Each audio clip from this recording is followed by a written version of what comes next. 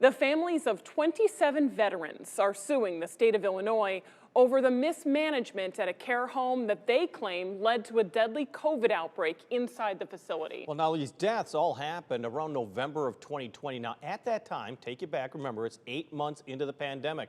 And the families say the center never had a plan to prevent or respond to a serious outbreak. And as News 8's Maggie Wedlake now joins us to explain, their claims are backed up by an Inspector General's report.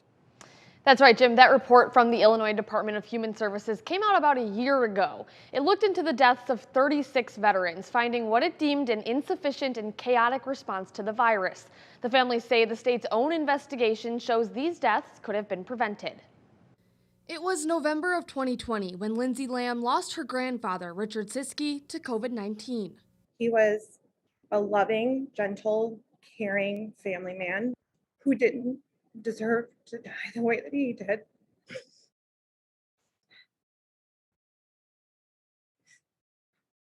We still, as a family, struggle every day with it. Richard lived in the LaSalle Veterans Home, where he, as well as over 200 other residents and staff members, contracted the virus during an outbreak. Through an investigation by the Illinois Inspector General, the state found the home had no documented COVID-19 specific policies or outbreak plans. 27 families are each suing for $2 million. He was there in his mind cognitively fully.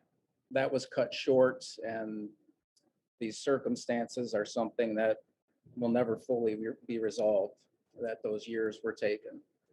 John and Laura Lindquist lost their father, also named Richard. They say the lawsuit is a matter of drawing attention to the problem to make sure something like this doesn't happen again. We're standing here asking for accountability on behalf of our loved ones and their families, but also for veterans that are in other facilities in the state. The report also found staff members received insufficient PPE training or none at all.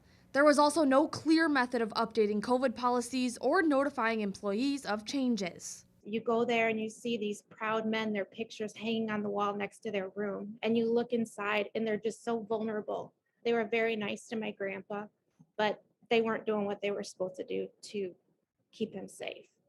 Family members looking now for a sense of closure. And that lawsuit goes on to allege various employees attended an off-site party on October 31st, reporting to work in the following days as both residents and staff continued to test positive. It says from there, positive residents were not isolated. Jim. Let's talk about that, because what about the protection and safety protocols for the staff that were coming in and out of the building? I mean, were those even in place at that point?